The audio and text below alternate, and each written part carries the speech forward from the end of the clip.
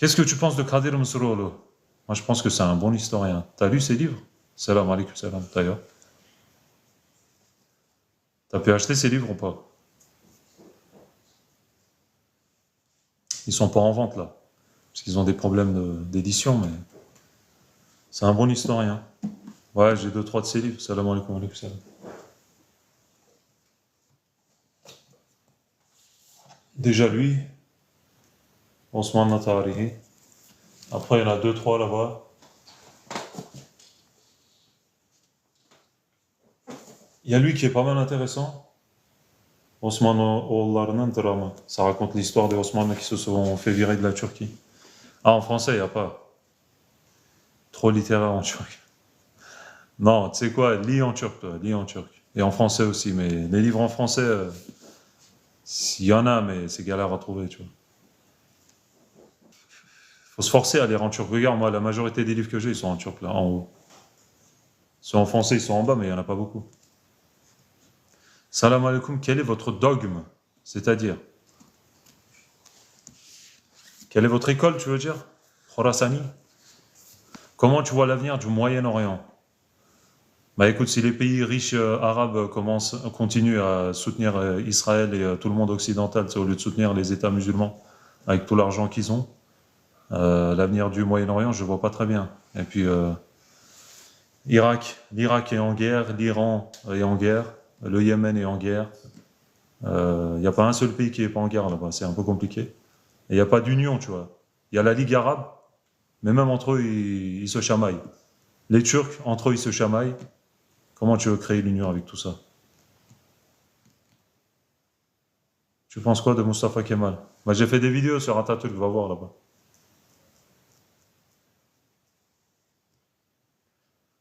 Atatürk, c'est un mec qui s'est battu. Moi, je dis toujours ça aux gens. On peut le remercier parce qu'il a sauvé la Turquie d'une certaine façon, euh, militairement et puis au niveau matériel, tu vois, il l'a sauvé, mais au niveau spirituel, il l'a détruit.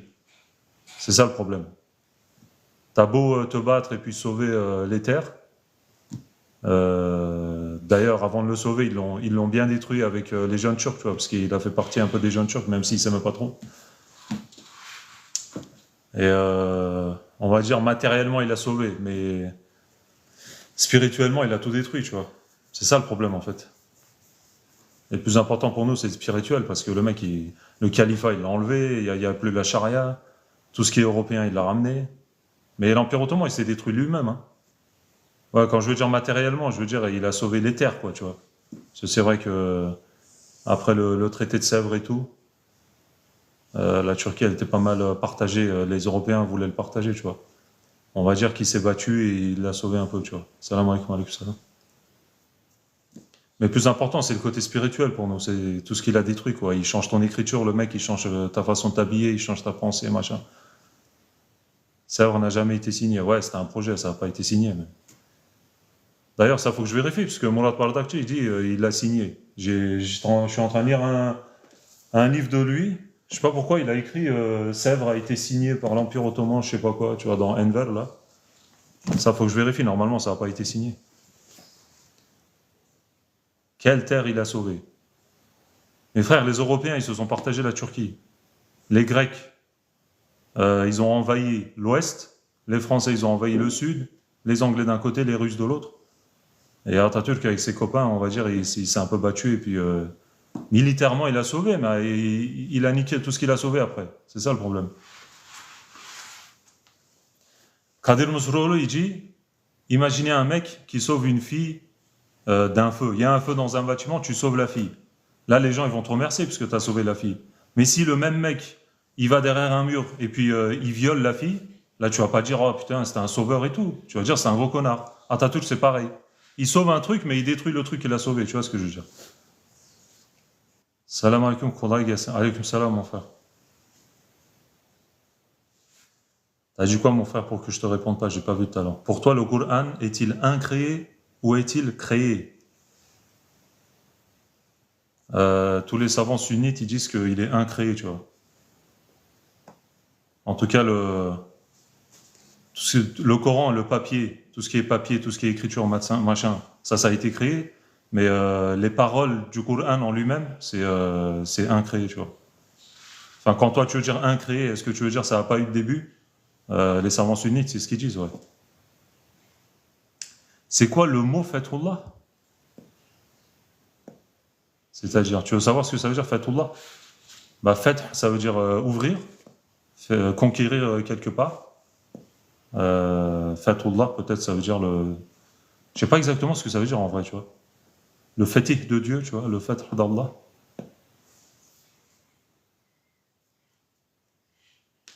Mais toi, tu es sunnite Kardashian, ouais.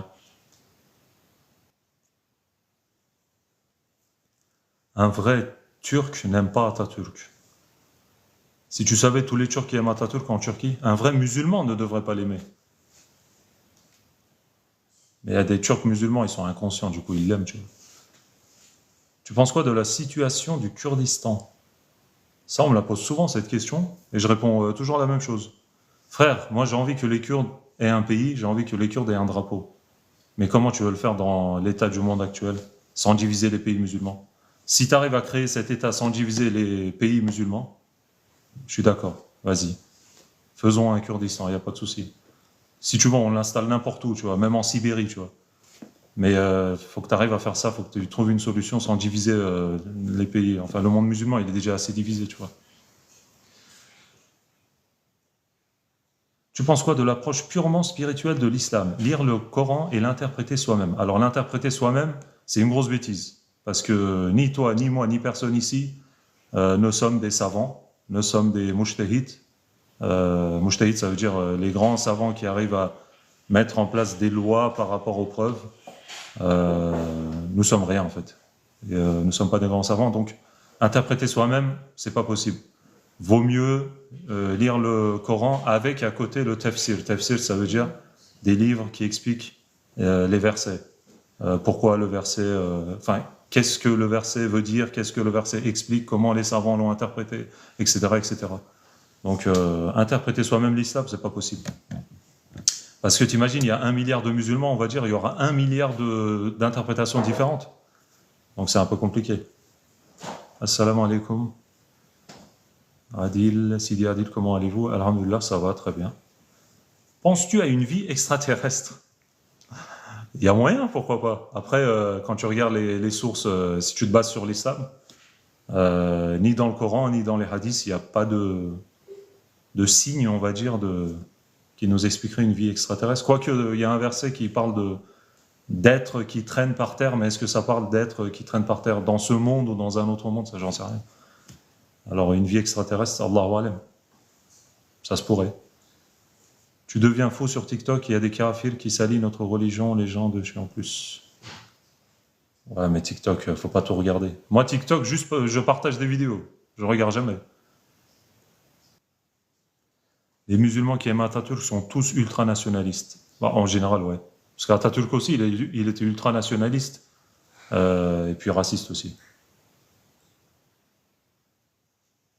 Est-ce que tu es Sophie? Non. C'est ça que j'aime avec toi. Oups. Tu es musulman avant d'être turc, c'est rare pourtant. Non, mais on peut aimer notre ethnie, notre nationalité, mais il ne faut pas le mettre au premier plan, il faut mettre l'islam. Assalamu alaikum l'islam. C'est quoi ton combattant préféré? Dans l'histoire de l'islam, combattant préféré franchement, je vais te répondre Hamza, l'oncle du prophète sallallahu alayhi wa sallam, et puis un des compagnons du prophète très connu, Khalid ibn Walid, tu vois. On ne peut pas en fait comparer les compagnons, tous les gens qui ont vu le prophète et ont vécu à cette époque, avec les autres combattants qu'on connaît nous, tu vois. Tout ce qui est Salah ad-Din, tout ce qui est les pas des chars ottomans et tout, on ne peut pas les comparer, c'est pas la même chose. Je pourrais jamais dire, par exemple, qu'Haroun le sultan Suleiman, il est supérieur à Khalid ibn Walid, tu vois. C'est impossible. Par définition, un ange est un extraterrestre. Extraterrestre, ça veut dire tout ce qui est en dehors de la Terre. Le soleil aussi, c'est un extraterrestre, si tu veux. Si tu vois ça dans ce sens-là, les étoiles, c'est tous des extraterrestres, tu vois ce que je veux dire. Extra, ça veut dire en dehors d'eux. Salam alaikum alaikum salam. Est-ce que tu es Maturidi? Yes. Hamza surnommé le lion d'Allah, nous dit Eliassa. Est-ce que vous êtes en France? Oui. C'est quoi la différence entre salafisme et wahhabisme en deux mots? Alors, c'est pas tout à fait la même chose. Le salafisme, tous les gens qui disent qu'ils suivent les salafs, c'est les gens qui disent qu'ils suivent les pieux prédécesseurs. D'ailleurs, on le fait tous, normalement. Si euh, si tu suis une des quatre grandes écoles, forcément, tu suis les pieux prédécesseurs. Bref. Et le wahhabisme, en fait, c'est un courant euh, ultra radical qui a été mis en place, avec des idées ultra radicales qui a été mis en place en Arabie Saoudite avec Mohammed ibn Abdel Wahhab au XVIIIe siècle, tu vois, qui se revendique du salafisme aussi, un petit peu. Et c'est pas tout à fait la même chose, en fait.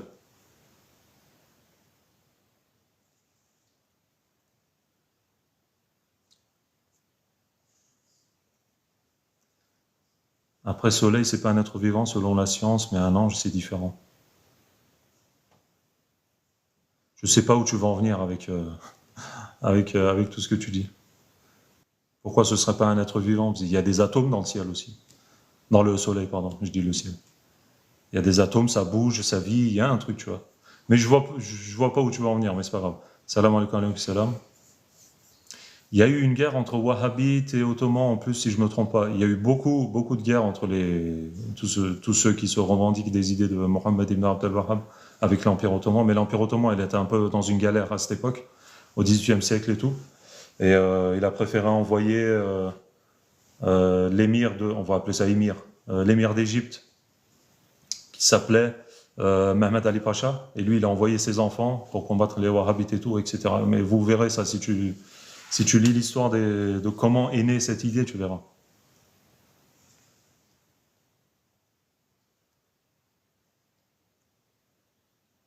Je voulais en savoir plus sur Atatürk après la polémique. Grâce à votre vidéo, j'ai compris.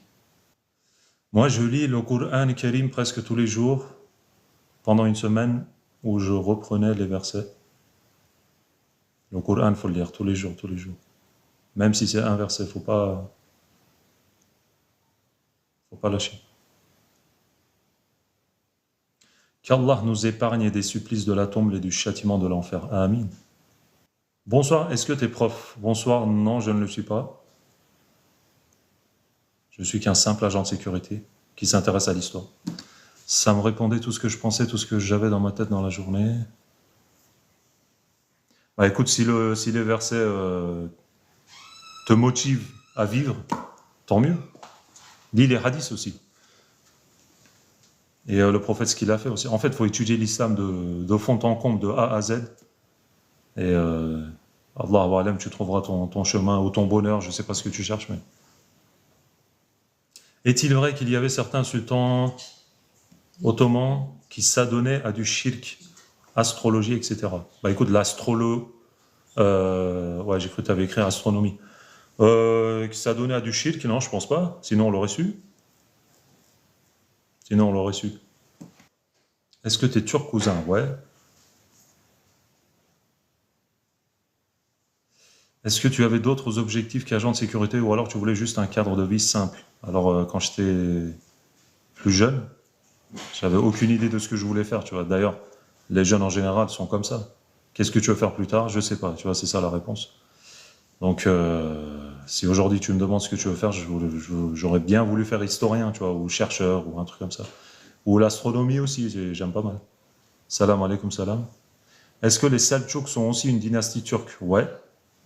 C'est des Turcs Oghuz aussi, comme les Ottomans. D'ailleurs, en français, ils disent Selçukid.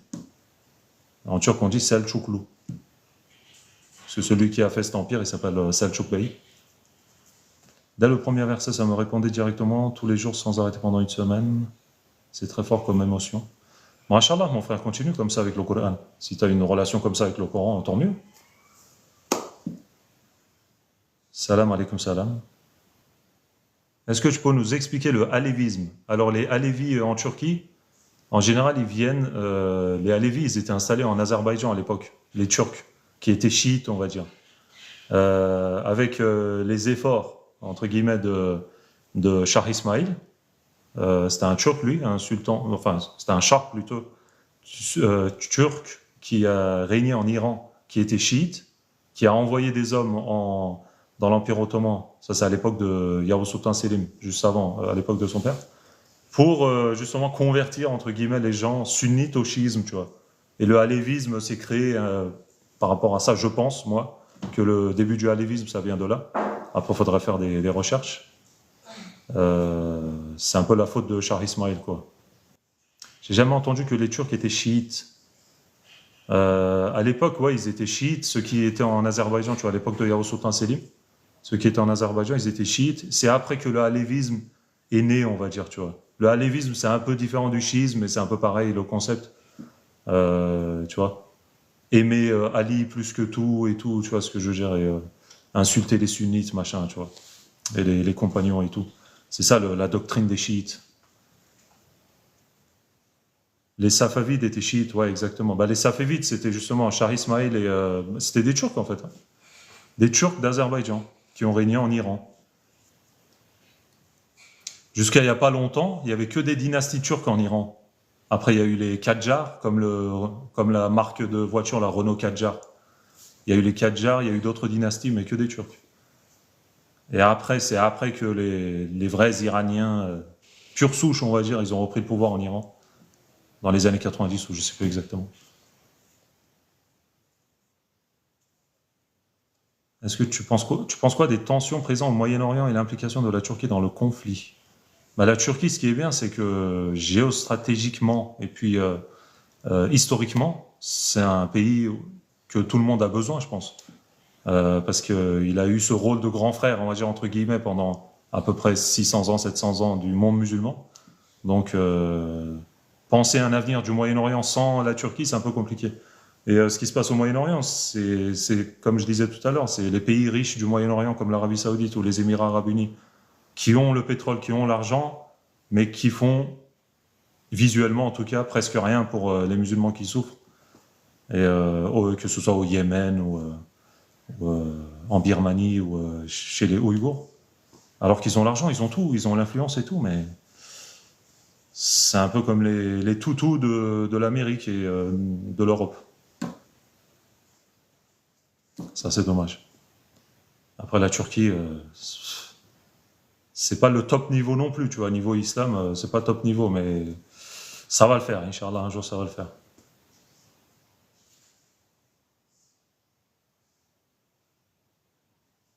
Frère, la gélatine de porc, c'est haram ou pas? La réponse est dans ta question. Est-ce que la bataille de Kerbela, tu connais? Qui connaît pas ça? On peut même pas appeler ça une bataille, c'est parce que, enfin, il y en a qui disent c'est une guerre. C'est pas trop une guerre parce que Hussein, alayhi salam, j'avais dire, mais on peut dire, hein, alayhi salam, au lieu de radiallahu anhu. Hussein, le petit-fils du prophète sallallahu alayhi wa sallam, il était avec sa famille et quelques soldats, tu vois, c'était un tout petit groupe contre une armée. Est-ce qu'on peut appeler ça guerre? Je sais pas trop, mais après, ce qui est dommage, c'est que Hussein, à la Mecque, euh, tous les gens qui vivaient là-bas, ils lui disaient ne va pas en Irak, ne va pas en Irak, tu vois pas là-bas, ils ont ces gens-là qui t'appellent, qui disent viens, viens, tu seras calife là-bas et tout. Ces gens-là, ils ont martyrisé ton père, Ali, ils ont martyrisé ton grand frère, Hassan, et peut-être, probablement, ils vont te martyriser aussi. Mais Hussein, il n'a pas écouté, il est parti. Parce qu'il n'était pas content que Muawiyah a choisi son fils, Yazid, comme calife. Il n'était pas content de cette décision. Et les gens en Irak, le peuple, disaient à Hussein, vas-y, viens, on n'est pas content ici de nos dirigeants, viens, tout ça. Hussein, du coup, il est allé là-bas. Et malheureusement, bah, le peuple irakien de l'époque, qui ont martyrisé Ali et Hassan, ils ont aussi martyrisé Hussein, ils l'ont laissé tout seul, quoi. Ils sont pas venus l'aider, tout ça. Et malheureusement, ouais, Kerbala, c'est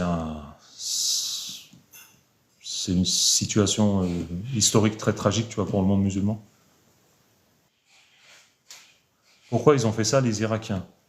Bah, franchement, faudrait leur demander pourquoi ils ont fait ça, mais parce que le peuple irakien de l'époque, c'était pas des gens en qui tu pouvais avoir confiance, tu vois. Et malheureusement, ils ont fait ça. C'est dommage, hein. Mais les gens de la Mecque, ils ont dit à Hussein, ne va pas là-bas, ne va pas là-bas, va plutôt au Yémen, par exemple, tu vois, parce que là-bas, les gens, ils sont plus Tu peux être plus sûr d'eux, tout ça, mais bon, Hussein, il n'a pas écouté, et il est parti là-bas, à cause de Yezid. En fait, Yezid, il a dit à son armée, enfin à son ministre de l'armée, je ne sais plus comment il s'appelle, il a dit, ne tuez pas Hussein, ne le tuez pas. Il a dit, allez parler avec lui, essayez de le convaincre et tout, ou alors ramenez-le moi. Mais son chef de l'armée qu'il a envoyé là-bas, avec un autre mec, ils ont préféré le tuer, tu vois. Enfin, non, on dit martyriser, on dit pas tuer, rachat, et shahid, tu vois. Euh, Par contre, l'erreur de Yazid, c'est qu'il n'a pas puni cet homme de son armée, le général. Il aurait dû le punir, il ne l'a pas puni. Yazid a ordonné l'assassinat de Hussein. Normalement, non. Moi, ce que j'en sais, non. C'est les chiites, ils disent qu'il a ordonné, tu vois, parce que les chiites, ils détestent Yazid et Muawiyah. Mais normalement, les savants sunnites, ils disent qu'il ne l'a pas ordonné. Son assassinat, en tout cas. Mais de l'arrêter, ouais. Salam alaikum alaikum salam. Est-ce que tu penses que le racisme turc-arabe disparaîtra un jour? Inch'Allah. N'importe quel racisme, c'est interdit dans l'islam, il faut que ça disparaisse. Même plein de sunnites disent que c'est la faute à Yazid et c'est vrai. C'est vrai qu'il y a plein de sunnites qui disent que c'est la faute à Yazid. Moi, je dis pas que c'est pas sa faute, hein. Euh, Mais, en tout cas, il faut dire les vérités. Il n'a pas ordonné de le tuer, tu vois. Par contre, Muawiyah, son père, les savants sunnites, ils disent tout le temps du bien de lui. Même s'il a eu quelques combats avec Ali, tu vois. Que penses-tu de ce qui se passe actuellement en Palestine avec le réveil du Liban, de l'Iran et de la Syrie? Moi, je pense que ce soit le Hezbollah, que ce soit ceux au Yémen, les Houthis, que ce soit, enfin, tous les groupes paramilitaires que l'Iran a sous ses ordres, je pense pas qu'ils pourront faire grand-chose. Après, c'est les seuls qui se battent pour l'instant. C'est tous des chiites. Normalement, les chiites, en général, ils tuent les sunnites, mais là, ils sont là pour sauver la Palestine. Tant mieux, tant mieux. Parce qu'il ne faut pas oublier ce que l'Iran a fait en Syrie et en Irak et tout, tu vois, quand ils ont massacré des sunnites et tout. Notamment avec Hashti Shaabi. Hashti Shaabi, c'est le mec qui a massacré le plus de sunnites ou je sais plus quoi. Donc, l'Iran, j'arrive pas à faire confiance, mais c'est les seuls qui se battent. C'est les seuls qui envoient des fusées ou des drones.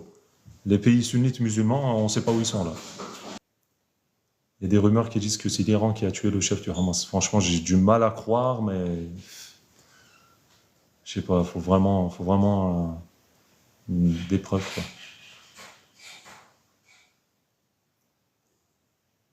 Penses-tu que le projet d'Israël est de prendre une partie de la Turquie? Ah ben carrément, carrément. Sur le drapeau d'Israël, les deux traits bleus qu'on voit, c'est l'Euphrate et le Nil. Tout ce qu'ils veulent, c'est le territoire qui est entre l'Euphrate et le Nil. Donc une partie de la Turquie, une partie de l'Iran, de l'Irak, la Syrie, la Palestine, machin, jusqu'en Égypte. C'est tout ce qu'ils veulent, hein. Est-ce que tu prends les hadiths de Al-Bukhari? Bien sûr. Est-ce que c'est un live sunnite? Est-ce qu'on peut qualifier un live de sunnite? Mais en majorité, il n'y a que des sunnites ici, ouais. Salam, t'as raison, Iran, c'est du pipeau. Iran, moi, j'ai pas trop confiance, tu vois. J'ai pas trop confiance. J'ai du mal à leur faire confiance. Après tout ce qu'ils ont fait en Syrie, en Irak, machin, au Yémen et tout. Parce que ça, ils en parlent pas aux infos, mais ils ont tué je sais pas combien de sunnites là-bas. Quelle différence entre sunnites et chiites? Alors là, tu rentres dans un sujet qui pourrait prendre des heures. Sunnite, c'est celui qui suit la voie du prophète et des compagnons et de la sunna du prophète et du Coran correctement. Les chiites, c'est les déviants. Ils ont dévié de ce chemin. Et eux, ils ont préféré se concentrer sur Ali, le gendre et le cousin du prophète, sallallahu alayhi wa sallam, en disant que Ali, c'est le meilleur, c'est Ali on devrait tout le temps penser à lui, tout le temps l'aimer. La descendance d'Ali aussi, les 12 imams, ils sont trop focalisés sur un truc, mais c'est une séparation politique, ça, mais c'est des déviants. Là, je t'ai un peu résumé, normalement, c'est beaucoup plus long que ça à expliquer.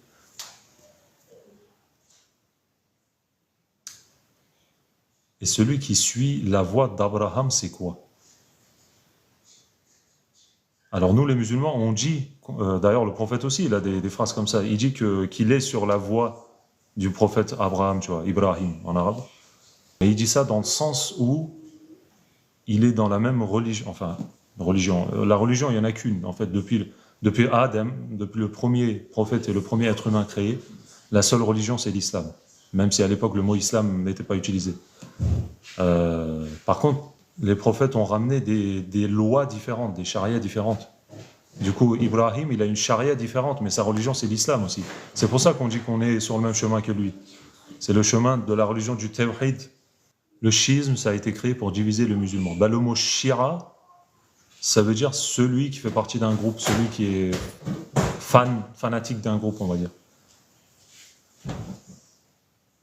Est-ce qu'il y a une divergence sur les 12 imams chiites? Divergence, c'est-à-dire? En fait, les 12 imams, c'est la descendance de Ali, tu vois. C'est sa descendance, c'est son enfant, l'enfant de son enfant, l'enfant de son enfant. Et le problème avec les chiites, c'est qu'ils voient les 12 imams limite comme des prophètes. Il faut tout le temps les écouter, ils n'ont pas tort, ils ont toujours raison, etc. etc. C'est pour ça que c'est des déviants. Ça a été créé par un juif qui s'appelait Abdullah ibn Saba. Bah, en fait, Abdullah ibn Saba, c'était un ancien juif qui a été converti. Il y a des savants qui disent soi-disant converti, tu vois, à l'islam, mais c'est lui qui a mis en place une polémique en disant Ali, toi, c'est toi Allah, tu vois. Comme ça, d'un coup, il disait Ali, c'est toi Allah. Et Ali, il a dit si vous continuez à dire vos bêtises comme ça, vos conneries comme ça, je vais tous vous tuer et je vais vous brûler. Et Ali, c'est ce qu'il a fait, parce qu'ils ont continué à faire la fitna, tu vois, Abdullah ibn Saba et les gens qui viennent de lui. Et Ali, radiallahu anhu, il les a tués, il les a brûlés en plus. Après, les savants, ils disent tuer, ok, mais brûler, normalement, il n'y a pas dans l'islam. Peut-être là, ça a été une petite erreur de Ali, tu vois, mais bon. On va dire, c'est peut-être lui qui a commencé la fitna. Mais on ne sait pas exactement le début du schisme, tu vois. Ça vient d'où, en fait? Est-ce que ça vient de la querelle qu'il y a eu entre Ali et Muawiyah? Est-ce que ça vient de Abdullah ibn Saba? Est-ce que ça vient d'autre chose? Est-ce que l'Iran et la Turquie ont une bonne entente? Euh, Ça dépend, tu sais, la politique, tu peux être ami et ennemi le lendemain, quoi. Une bonne entente, c'est relatif, c'est très relatif. Ça dépend de la situation. Sabbatai Sévi. En fait, Sabbatai Sévi, c'est un juif dans l'Empire ottoman qui s'est proclamé Messie, si je me souviens bien. Il a dit « Je suis le Messie ». Et il a commencé à avoir des adeptes autour de lui. Et les Ottomans, les janissaires, ils ont vu ça. Ils l'ont tabassé. Tu vois, ils l'ont tabassé. Ils ont dit qu'est-ce que tu racontes, arrête tes conneries, machin. Et il s'est converti à l'islam, Sabbatai Sévi. On ne sait pas si c'est vrai ou si c'est faux. Enfin, on sait qu'il s'est converti à l'islam, mais on ne sait pas s'il l'a fait de cœur ou de juste pour sauver sa peau, tu vois. Bref. Et après, je crois qu'il a continué à vivre. Mais je ne sais pas où il a fini sa vie, mais c'est quelqu'un qui a voulu faire une fitna aussi dans l'Empire ottoman. Il n'a pas été très... comment dire? Il n'a pas trop réussi sa fitna, mais il a eu quelques activités comme ça. Les groupes chiites ne sont pas tous d'accord sur les noms des 12 imams. Alors, je ne suis pas aussi calé que ça sur le schisme, je ne sais pas s'ils sont d'accord sur les noms des 12 imams. Il faut vérifier, il faut voir.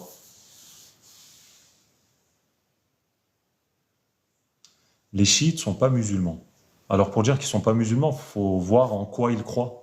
Si le mec il te dit Ali c'est un prophète, il ne peut pas être musulman. S'il te dit Ali c'est Dieu, il ne peut pas être musulman. Enfin, tu vois, des dingueries comme ça, si le chiite il le dit, il ne peut pas être musulman. Mais sinon, on les considère comme musulmans aussi, en général.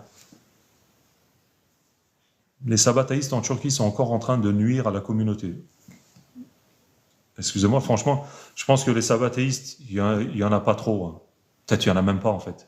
C'est juste une légende ça. Ouais, il y a des sabbataïstes, machin. Le mec, Sabbatai Sévi, c'était un pauvre mec qui a juste déclaré son messianisme. Je ne sais pas si on peut appeler ça comme ça, mais... Bien sûr, c'est eux qui ont 80% du pouvoir en Turquie. Toi, tu crois trop aux légendes urbaines, je pense. Ce sabbataïste, machin, ça n'existe même plus. Ça n'existe même plus. Après, si tu dis, il y a certains groupes juifs qui ont le pouvoir en Turquie, ça, on ne le saura jamais. Hein. Si des juifs, des riches juifs ont les médias, je sais pas, moi, dans leurs mains en Turquie et tout, on ne le saura jamais. De Enfin, Allahu alam, bien sûr, on ne peut pas savoir. Tu penses quoi du PKK? Est-ce que c'est comme le Hamas, légitime ou pas? Les Kurdes méritent leur pays. Alors le problème, c'est que moi, je m'énerve contre le Hamas parce qu'ils ont tué des civils. Et le PKK aussi tue des civils. Donc ils ont des actions terroristes, les deux. Mais il y en a un, il dit qu'il fait ça pour l'islam, et l'autre, il dit qu'il fait ça pour plutôt du racisme, plutôt pour créer son pays, tu vois. Et moi, je dis que le Hamas, ce qu'ils ont fait le 7 octobre l'année dernière, d'ailleurs, ça va faire presque un an, c'est fou, qu'Allah vienne en aide à nos frères palestiniens, d'ailleurs. Le problème avec le Hamas, c'est qu'ils ont attaqué des civils. Moi, j'avais fait une vidéo là-dessus. Et j'étais pas content, tu vois, ce jour-là. Tu veux faire comment pour pas toucher les civils? Bah, en fait, là, tu légitimes ce qu'il fait Israël aussi, alors. C'est ce qu'ils disent, Israël. Ils disent, nous, on est là en train de larguer des bombes pour tuer le Hamas. Mais en même temps, ils tuent des civils. Donc, c'est quoi ton problème, tu vois? Tu peux pas... En vrai, c'est vrai que si le Hamas, il est caché dans un bâtiment et qu'il y a des civils dans ce bâtiment, tu veux tuer le Hamas, tu es obligé de tuer les civils. Mais le problème, c'est que Israël, il fait ça, mais c'est des juifs, on s'en fout, c'est des koufars. Mais un musulman, il doit penser à ça. Si tu vois que dans un bâtiment, il y a des terroristes, mais il y a aussi des civils, tu lâches pas une bombe sur le bâtiment, quoi, c'est pas possible. Et puis, normalement, dans l'islam, tu attaques des militaires, tu vois. Est-ce que tu peux finir de répondre à la question, s'il te plaît? C'est quelle question? Ah ouais, la question du PKK. Et le PKK, ouais, d'ailleurs, tu as bien fait de préciser, c'est des communistes. Le communisme, c'est quoi? C'est celui qui dit il faut pas qu'il y ait de pauvres et de riches, il faut que tout le monde soit égaux, machin. Euh, alors que dans l'islam, il y a forcément les différences entre riches et pauvres et tout, bref. Et le communisme dit on n'a pas besoin de religion. Donc le PKK, en général, les gens qui font partie du PKK, ils sont pas trop musulmans. Peut-être pas tous, hein, il y a peut-être des pauvres musulmans qui ont été endoctrinés, machin, bref. Mais est-ce que les Kurdes ont besoin d'un pays? Moi, je l'ai toujours dit. Les Kurdes ont besoin d'un pays, ont besoin d'un drapeau. Mais fais ça sans diviser les pays musulmans, s'il te plaît. Et diviser n'importe quel autre pays. Est-ce que c'est possible? Tu vas me dire c'est impossible. Donc, faire un Kurdistan, c'est compliqué. On peut être à l'armée turque, c'est pas haram. Pourquoi ce sera haram? Mais je comprends pourquoi tu veux dire ça, parce qu'il y en a plein qui disent ça, et ça j'en ai marre un peu.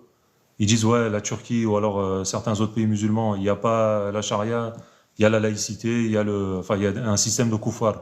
Donc si tu fais partie de ce système de koufar, c'est comme si tu leur donnes raison, c'est comme si tu les soutiens, machin. Mais en fait, en Turquie, personne ne peut vivre alors. Vive la laïcité, super. Vive l'islam. Vive l'islam.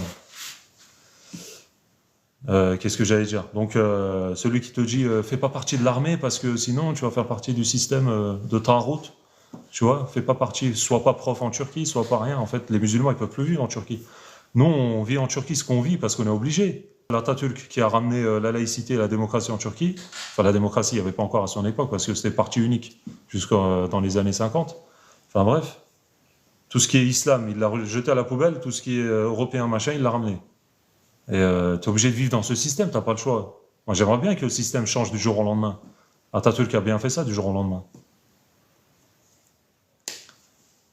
Les pays qui appliquent la charia sont injustes et n'appliquent pas l'islam. Bah, il peut y avoir des erreurs, mais ils devraient mieux appliquer. Par rapport à ça, tu as raison. Ils devraient mieux appliquer. Mais s'ils appliquent correctement, ce sera la justice pour tout le monde. La justice vue d'une perspective islamique, tu vois. Atatürk, il n'est pas d'origine turque. Non, en vrai, les historiens, ils ont vérifié, il est d'origine turque, mais le mec, il n'est pas musulman. Il y en a un, il m'a dit, ouais, mais sa mère, elle est voilée, sa femme aussi. Mais ça veut rien dire, ça. Ma mère, elle est voilée, si demain je te dis, je sors de l'islam, tu vois, eh ben, je serai kafir, mais ma mère, elle sera pas kafir, tu vois, ça veut rien dire, ça. Tu sais que, historiquement, l'alphabet turc était l'arabe. Ouais, c'est l'alphabet arabe, mais on écrivait en turc. Enfin, les mots étaient en turc, mais avec l'alphabet arabe. Mais tu penses qu'en 2024, c'est possible qu'on peut couper la main d'un voleur? Mais tu sais, la charia, notre prophète, il n'a pas dit la charia, c'est pour un certain temps, et après, vous ne l'appliquerez pas. Après, genre, c'est fini, ne l'appliquez plus. Il n'y a pas ça. La charia, c'est pour tout le temps. Donc, s'il faut couper la main d'un voleur, tu coupes la main d'un voleur. C'est pas un problème de temps, en fait. Même dans 500 ans, si le prophète, il a dit, même dans 500 ans, même dans 3000 ans, si tu dois appliquer la charia comme elle est, tu l'appliques. C'est pas un problème de temps, c'est un problème de bon vouloir des musulmans. Euh, c'est une obligation, c'est même pas un bon vouloir en fait. Tu es obligé. Le problème, c'est que toi et moi, on n'a pas grandi avec cette vision des règles de l'islam. On a grandi avec la laïcité, la démocratie, le communisme, machin, le fascisme et tout. Personne nous a expliqué que l'islam, attention les gars, l'islam c'est comme ça, et pas autrement. Et quand on apprend ça plus tard, ça nous choque. Est-ce que ça veut dire qu'on peut appliquer l'esclavagisme? Moi j'ai grandi en Algérie avec les salafistes. L'esclavagisme, c'est pas un truc qui interdit l'islam. Mais peut-être que c'est pas un truc que l'islam prône non plus, tu vois. Enfin, prône. C'est pas l'islam ne fait pas forcément la propagande de l'esclavagisme. Il te dit pas ayez tous des esclaves, machin. Mais c'est une possibilité. Tu vois ce que je veux dire? Et par contre, quand on dit esclavagisme, on pense tout de suite aux Renois, les pauvres qui se sont fait massacrer en Amérique et tout. Ou alors ceux en Australie, tu vois. Mais dans l'islam, quand tu as un esclave, c'est comme ton fils ou ta fille. Tu es obligé de le nourrir comme toi tu te nourris, tu es obligé de l'habiller comme tu t'habilles, etc., etc. Les salafistes, certains, pas tous, ils sont ultra radicaux. Donc eux, ils te disent c'est comme ça, c'est pas autrement. Mais est-ce qu'ils appliquent correctement la charia? Tu as grandi avec eux, bah, c'est un mauvais exemple, toi, ce qu'ils ont fait là-bas, tu vois. Tu peux pas tuer quelqu'un parce qu'il n'est pas voilé. Tu peux pas tuer quelqu'un parce qu'il fait pas le ramadan, tu vois ce que je veux dire? C'est pas possible. Il y a des punitions.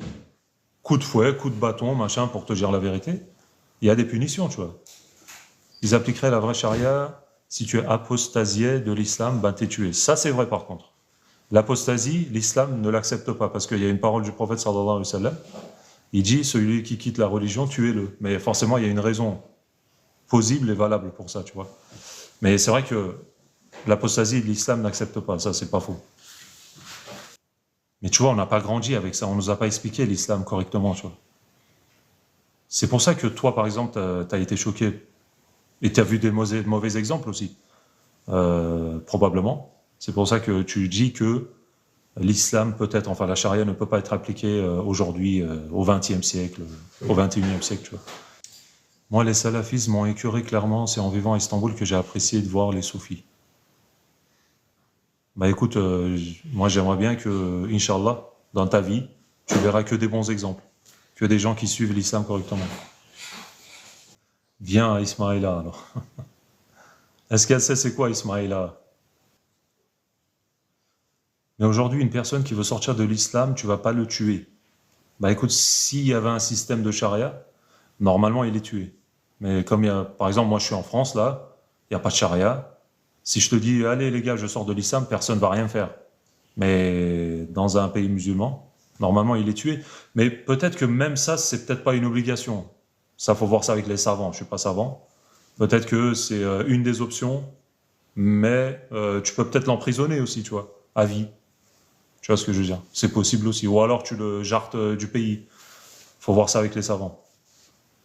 Mais est-ce que tu es obligé de ramener la charia en France?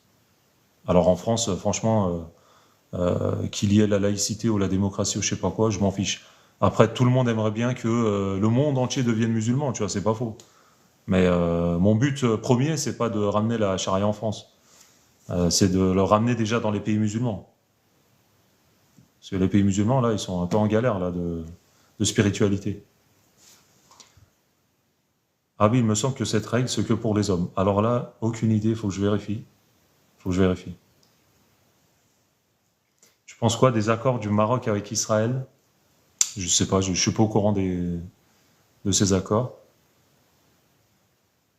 Non, mais les musulmans, est-ce qu'ils ont cette obligation? Ah, l'obligation de ramener la charia? Ouais, on est obligé. Ouais. On n'a pas le choix. Par exemple, dans un verset, Allah il nous dit celui qui ne dirige pas son pays, il est pas exactement comme ça le verset, mais celui qui ne gouverne pas avec ce que Allah a descendu, les règles de l'islam, entre parenthèses, euh, c'est un kafir. Ou alors, c'est un fasik, tu vois, il est dans le fisc. Ou alors, c'est un zalim, tu vois, c'est un méchant. Après, si tu veux rentrer dans le tafsir de ces versets, Abdullah ibn Abbas, il nous dit si un gouverneur musulman, il te dit j'accepte la charia, mais je ne vais pas l'appliquer. Alors lui, il ne devient pas kafir, il est soit dans le fisc, il est alors zalim, tu vois. Mais s'il y a un gouverneur, par exemple, musulman, d'un pays musulman, il te dit j'accepte la charia, je vais l'appliquer, ça ok, nickel. Mais s'il te dit je n'accepte pas la charia, je ne vais pas l'appliquer, de toute façon, lui, il devient kafir automatiquement parce qu'il n'accepte pas les règles d'Allah, tu vois. Ça, c'est le tafsir, on va dire, de ces versets.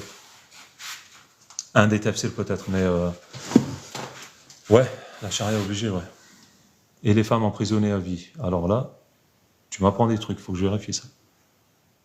Franchement, le mieux, c'est que tu parles pas de religion. Pourquoi pas? Pourquoi? On a le droit de parler de tout. N'empêche, avec la charia, j'aurais pas de voleurs ou que des manchots. Alors, je sais pas si tu dis ça pour blaguer ou te moquer, mais si c'est pour blaguer ou te moquer, c'est pas bien. Toi, tu dis il y aura pas de voleurs ou que des manchots. Je pense pas que tout le monde est voleur non plus. Si à la charia, tu vas pas couper la main de tous les musulmans. Tu vois ce que je veux dire? Ce que j'aimerais pour commencer, c'est que les musulmans arrêtent d'être le bouc émissaire du monde. T'as raison, Eliassa. İzmir'den selamlar, aleyküm selam, İzmir'den, Çeşme'den. Il y a même des gens qui regardent İzmir. Subhanallah. Est-ce que t'aimes le çiğ köfte? J'aime beaucoup. J'aime énormément. Tu penses que si on revient à l'alphabet arabe pour écrire le turc, ça sera bien? Ça sera pas mal, ouais. Ça sera pas mal. Parce qu'on l'a utilisé pendant 1000 ans, pourquoi pas l'utiliser? Donc le D, quand ils ont créé un califat, ils étaient dans le halal alors? C'est quoi le D? Ah, d'accord, ok. Ah, si t'écris ça, t'es banni direct, ouais, c'est fou. Eux, leur califat, c'était n'importe quoi, tu vois. Le groupe que tu dis là, terroriste là, eux, c'était n'importe quoi, durant n'importe quoi. Eux, ils disaient qu'ils vont appliquer la charia ou le califat et tout, mais c'est des inconscients, c'est des incompétents, c'est pas des savants, c'est des imbéciles qui ont tué des musulmans en nous faisant croire qu'ils étaient là pour tuer les kafirs. Ils ont plus tué de musulmans que de kafirs. Hein. Et eux, c'est n'importe quoi. Salam alaikum. Y a-t-il eu des innovations durant l'Empire ottoman? Alors, il y a eu quelques groupes qui ont eu des innovations. Par exemple, tu peux rechercher sur Internet les Hurufi. T'écris Hurufi, tu vas voir, c'est un groupe de ouf. C'est un mec qui s'appelle Hurufi, je sais plus exactement son prénom. Et carrément, il invente une religion, tu vois. Par exemple, c'est un des exemples. Mais s'ils avaient juste tué des kafirs, ils auraient eu le droit. Je pense pas non plus parce que c'est pas une histoire de tuer juste des kafirs ou des musulmans, tu vois. C'est une histoire de bien appliquer la religion, de bien appliquer la charia et si tu veux créer un califat, de bien le faire correctement, quoi. Mais tu peux pas faire ça avec un groupe terroriste qui connaît rien en rien, tu vois. Faut faire ça avec des savants, faut que le monde musulman se réunisse, qu'ils prennent des décisions, machin. Qui est le Cheikh Saïd? Le Cheikh Saïd, c'est un chef villageois qui s'est battu contre l'armée de Atatürk, parce qu'Atatürk avait transformé la Turquie en un pays où il y avait des systèmes de kafir, tu vois. Il a ramené tous les systèmes de mécréants en Turquie, et lui, il a dit, avec Atatürk, c'est pas possible, on peut pas vivre comme ça, les musulmans ont besoin de lois islamiques, ont besoin de la charia, Atatürk qui fait l'inverse, donc il s'est rebellé avec quelques autres villages kurdes, et d'ailleurs c'est un kurde musulman, et il s'est battu pour l'islam contre Atatürk, contre l'armée d'Atatürk, mais c'était 2-3 villageois, quoi, ils avaient pas trop de chance, donc à la fin ils se sont fait pendre, ils étaient shéhids, quoi, pour nous ils sont martyrs. Il s'est pas battu contre la Turquie, il s'est battu contre Atatürk, l'armée d'Atatürk. Le mec, il a pas dit je vais me battre contre la Turquie. Non, c'était pas ça son but. Salam, qu'est-ce que tu penses de Alparslan Hoxha? Tu dis Alparslan Kuytul? Je suis là-bas, je fais arabe, mais j'hésite à faire leur programme de shariat. Salam, alaykoum salam, tu penses que les sionistes, les juifs sionistes sont à l'origine des frictions entre le Maroc et l'Algérie? Aucune idée. Moi, j'ai parlé avec un Algérien, ouais, il me parlait de juifs et tout, mais je sais pas. Alors, Alparslan Kuytul, moi, je suivais un moment, parce qu'il est pas mal calé, charia, charia, machin, tu vois, il dit, ouais, l'islam d'abord et tout. Je me suis dit, ah ouais, il est pas mal, tu vois, le Passenko et tout. Mais le problème, c'est que il critique trop AKP et puis Erdogan, tu vois. En fait, tu peux critiquer AKP et Erdogan quand ils font des erreurs. Mais lui, il critique tout le temps, 100% de ce qu'ils font, c'est méchant, c'est pas bien, machin. Là, tu vois, j'ai un peu refroidi après. Et le problème, c'est que il était contre Fethullah Gulen, ça fait des années et des années qu'il était contre lui. Mais à un moment, il va dans un programme, tu trouveras sur Internet, je pense, avec un homme de Fethullah Gulen, et il dit par rapport à Fethullah, Rojam, machin, bidule, je sais pas quoi. Quand j'ai vu ça, je dis, oh, subhanallah. Enver Pacha a-t-il regretté de faire descendre Abdulhamid II? Non, je pense pas. En plus, en ce moment, ça tombe bien, je suis en train de lire un livre sur Enver, de Mourad Bardakci. Alors, ce livre, je vous le conseille parce qu'il y a pas mal, c'est pas mal documenté, regarde déjà les pages. Mais par contre, Mourad Bardakci, il a un parti pris sur Abdulhamid. Oh, ça m'a énervé. Genre, Abdulhamid, il est présenté dans ce livre comme le plus grand des méchants. Le mec, c'est un dictateur et tout, un truc de fou, tu vois. Enver, c'est un Donman. Non, pas du tout. Pas du tout. Enver, c'est un. J'ai lu son histoire. C'est un Turc Gagaouz. Les Gagaouz, à la base, c'est un tout petit groupe turc qui sont chrétiens. Mais lui, sa famille sont devenus musulmans, tu vois.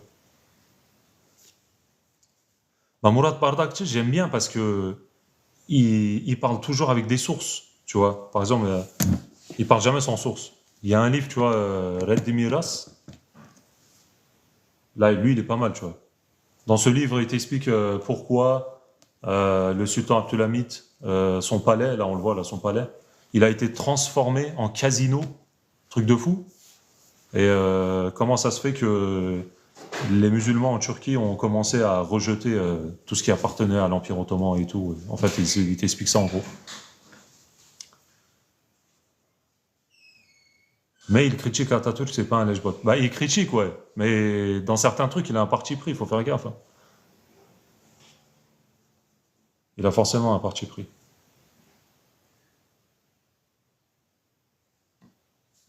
Qui est Enver Pacha et Talat Pacha? Enver Pacha et Talat Pacha, c'est des rebelles euh, qui se sont rebellés justement contre le sultan Abdulhamid, deuxième du nom. Et ils ont créé un groupe, ce groupe il existait déjà avant. Ils en ont fait partie qui s'appelle les Jeunes Turcs, İttihat ve Terakki Partisi en turc. Et ils ont réussi à prendre le pouvoir dans l'Empire ottoman. Ils ont réussi à gouverner pendant 10 ans. Mais à cause de eux, on est rentré dans la Première Guerre mondiale. Après, déjà que l'Empire ottoman il était dans le déclin, avec eux c'était encore pire. Donc ils ont fait pas mal. Certains ont fait du bien, certains jeunes Turcs, certains ont fait du mal à l'État. Et Enver et Talat, ils en faisaient partie. Ils en faisaient partie. Est-ce que vous êtes historien? Je ne suis pas historien, mais je m'intéresse beaucoup à l'histoire. Enver était ministre de guerre, ouais, et Talat, ministre de l'Intérieur, exactement. Est-ce que tu es kémaliste? Non.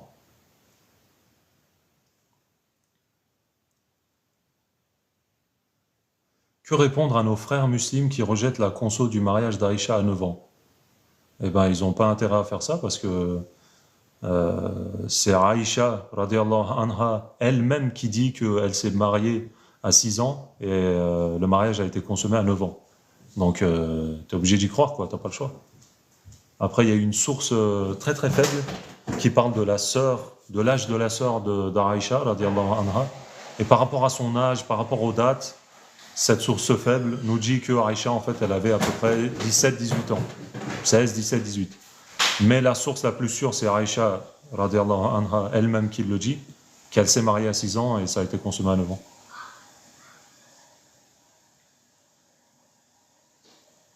Pour- Pourquoi le crédit est-il interdit? Alors, c'est pas le crédit en soi qui est interdit, c'est le taux qui va avec. C'est le taux qui est interdit parce que c'est injuste. Si moi je te prête 5 euros, tu devrais me rendre 5 euros. Pourquoi tu me rends 6 euros? C'est aussi simple que ça. C'est parce que c'est injuste.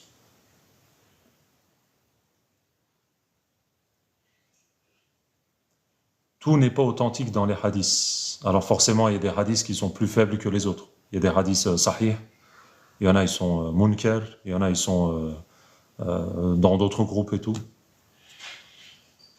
Mais normalement, le hadith de Aïcha à 9 ans, euh, qu'elle a consommé le mariage à 9 ans, normalement, il est sahih, tu vois. Enfin, authentique, on peut appeler ça authentique. Pour savoir l'âge exact de Aïcha, il faut tenir compte du calendrier de l'époque. Alors, il y a une source aussi qui dit que Aïcha, elle a dit qu'elle avait 9 ans, mais à l'époque, les Arabes, ils comptaient l'âge des filles à partir de la puberté. Donc, en fait, on va dire que Aïcha, elle avait sa puberté à 12 ans, on va dire. Et quand elle dit elle a 9 ans, en fait, c'est 12 plus 9. Tu vois, il y a une source aussi comme ça, par exemple. Comment acheter une maison sans crédit? Eh ben, tu peux pas. T'économises ou tu prends, tu fais du Cardi Hassan, tu vois. Card, normalement, si je me souviens bien, ça veut dire prêter de l'argent à quelqu'un. Tu demandes de l'argent aux gens. Ou alors, t'achètes pas de maison, frère. Tu vis dans un appart et puis c'est tout. T'es pas obligé. Pour les hadiths, il faut les sanats, forcément. Pourtant, il me semble que Issa Chenojak, pour le mariage, il disait 16 ans. Alors, Issa Chenojak, j'avais regardé sa vidéo. Normalement, il dit 9 ans aussi. Mais il dit, il y a une source faible qui dit 16 ans aussi. Ce Dianet, ils disent 16 ans, tu vois. Enfin, 16, 17, 18. Parce qu'ils prennent en compte cette source faible, tu vois. Mais c'est pas possible car le prophète sallallahu alayhi wa sallam est mort quand elle avait 18 ans, je crois. Alors, je sais pas, elle avait quel âge quand le prophète est décédé?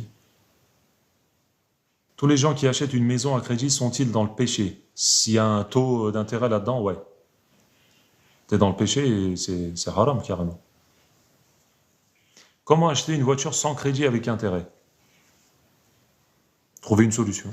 Je sais pas. Achetez pas. En tout cas, achetez une voiture, mais sans taux d'intérêt, sans crédit. T'achètes une petite voiture. C'est vrai que Djemal Pacha tuait 20 Arabes avant de manger? Non. Mais d'où vous entendez ça, mon frère? Le mec, avant de manger, il se dit vas-y, je vais tuer des Arabes, là, je vais en tuer 20, là. T'entends d'où ça? C'est n'importe quoi. PTDR, le livre Malcolm X derrière. Ouais, tu l'as vu, je dis derrière ma tête. Malcolm X, c'était pas l'islam, c'était une secte. Alors, il a été endoctriné effectivement par son mentor, qui s'appelait, je sais plus comment il s'appelait, Mohamed quelque chose, il avait un nom. Il s'est fait endoctriner par lui. Au début, il n'était pas sunnite, Malcolm X. Et en plus, il était raciste, anti-blanc. Après qu'il a fait son hajj, son pèlerinage, il est devenu sunnite et il a arrêté son racisme. Elijah Mohammed, voilà, il s'appelait Elijah Mohammed. Tu préfères l'Empire Seldjoukide ou Ottoman? Je choisis pas, j'aime les deux. C'est mes ancêtres. Askip Djemal Pacha était très anti-arabe, c'est mon daï qui m'a dit. Euh, je vais lire l'avis de Djemal Pacha, enfin quand je dis l'avis, c'est sa vie, quoi, ce qu'il a fait, et je te dirai après, parce que il y a des choses comme ça qui sont dites, mais je sais pas s'il aime pas les Arabes ou pas. Aucune idée.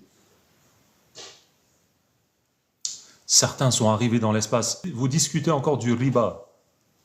Mais pourquoi? Mais quel rapport? J'ai droit d'aller sur la Lune et d'emmener mon Coran avec moi, mon Coran avec moi, et puis je pourrais lire le Coran sur la Lune.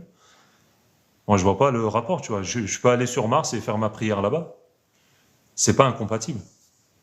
La coupe de cheveux dans l'islam dégradé, est-ce que c'est pas bien, non? Bah, notre prophète sallallahu alayhi wa sallam, il a dit ne coupez pas une partie de votre tête et en laissant les cheveux de l'autre partie parce que ça ressemble au kafir de l'époque.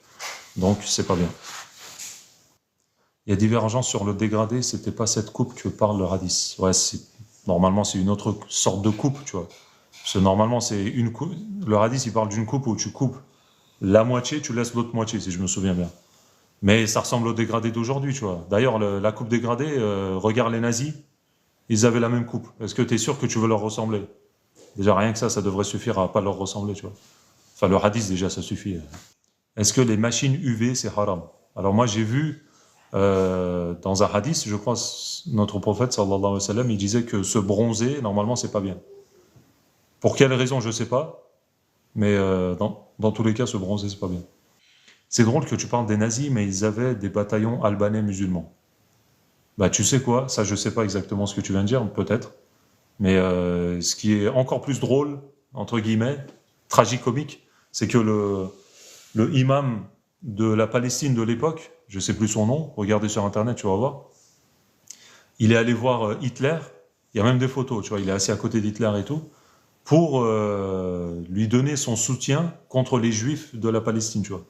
Le mec, il va soutenir les nazis, le tueur de bébés et de femmes innocents, tu vois, pour, alors que ça n'a rien à voir avec le problème qu'il a avec les juifs en Palestine, tu vois. Mais franchement, c'est pas bien ce qu'il a fait. Je sais plus comment il s'appelle. Mais il y a un imam comme ça. C'est le mufti de l'époque. Par contre, les nazis voulaient envoyer les juifs en Palestine à la base. Ouais, je crois qu'il y a eu un débat comme ça à un moment, chez les nazis. Il y a eu un truc comme ça.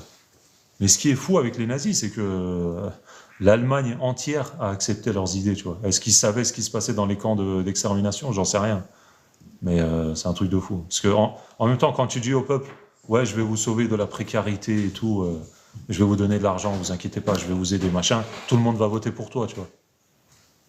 Au début, les nazis, ils étaient, entre guillemets, un peu pour le peuple, un peu gentils, machin. Même si l'anti-passionnisme, l'antisémitisme, il y avait, c'est une tendance à l'époque, tu vois. Il y avait une grave crise en Allemagne à cette époque et les juifs étaient désignés coupables. Bah, comme les musulmans aujourd'hui, c'est les boucs émissaires, comme disait Eliassa, du monde. À l'époque, c'était les juifs, quoi. Est-ce que tu as mémorisé le Coran en entier? Non, malheureusement, non. J'aimerais bien. Les soviétiques ont combattu les nazis, ouais, ils les ont même battus, mais après 4 ans, quoi. Ah, mais pourquoi l'islam a cette facilité à plaire aux gens pour qu'ils se convertissent autant? Parce que dans l'islam, il y a la justice, parce que dans l'islam, il y a l'égalité, parce que dans l'islam, il y a tout ce qu'un être humain pourrait chercher dans sa vie, tu vois. Dans l'islam, il y a tout. Après, dans l'islam, il y a toujours ce système coercitif, c'est-à-dire où il y a des contraintes, tu vois, dans toutes les religions. Et ça, faut l'accepter aussi, par contre, tu vois.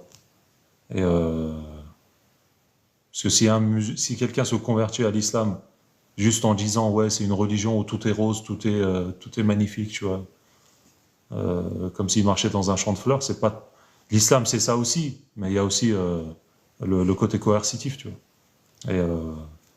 Mais ouais, comme je te disais, l'histoire de nos prophètes, l'histoire des compagnons, l'histoire de l'islam, le Coran, les hadiths et tout, la vie du prophète sallallahu alayhi wa sallam, tout ça c'est très intéressant et puis ça peut attirer tout le monde à devenir musulman, tu vois. Assalamu alaikum wa rahmatullah, tu suis quel courant de l'islam? Alors au niveau du fiqh, je suis hanafite, et au niveau de la croyance, je suis maturidi.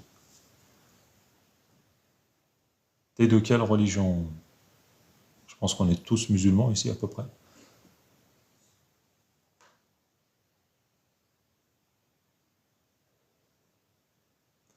Tu es bien pro-hadith pour un hanafi. C'est-à-dire, tous les musulmans sont pro-hadith. Tu veux dire que les hanafis ne sont pas pro-hadith? Qui est ton sultan préféré? Pour ma part, c'est Yildirim Bayezid. Alors là, c'est une très bonne question. Yao Sultan Selim, je l'aime beaucoup. Je l'aime beaucoup parce que en 7 ans, je crois, euh, de prise de pouvoir, il a agrandi les territoires 2 fois plus, voire 3 fois plus, même 4 fois plus, tu vois. Et puis, c'est un sultan il sait ce qu'il fait, il sait ce qu'il veut. C'est un sultan très nerveux. Bon, il a peut-être quelques erreurs, forcément, parce que dès que son vizir le critique, un tout petit peu, tout de suite il fait tuer son vizir, tu vois. Ça, c'est peut-être pas bien, enfin peut-être, c'est pas bien dans l'islam ça, de tuer quelqu'un juste parce que sa phrase elle t'a pas plu, tu vois. C'est vrai que c'est un sultan très énervé, mais il sait ce qu'il veut, il sait ce qu'il fait, et puis il est super. Le pacha Talat était franc-maçon. Talat était franc-maçon. Enver, il n'était pas franc-maçon. Il y en a pas mal qui étaient francs-maçons. Même Mourad V, le sultan qui est resté au pouvoir pendant 3 mois parce qu'il avait des problèmes psychologiques, même lui, il était franc-maçon. Donc, tu vois ce que je veux dire. À l'époque, c'est le franc-maçonnisme. La franc-maçonnerie, c'était la mode, quoi. Yatsı namazını kılacağım. Seni dinlemek çok güzel. Allah'a emanet ol kardeşim. Görüşmek dileğiyle. Kolay gelsin. Allah razı olsun. Allah kabul etsin. Bon, les frérots, moi, demain, je vais bosser. On se verra, Inch'Allah, la semaine prochaine, normalement. Selamun Aleyküm, hayırlı geceler. Aleykümselam. Herkese hayırlı geceler. İnşallah görüşürüz.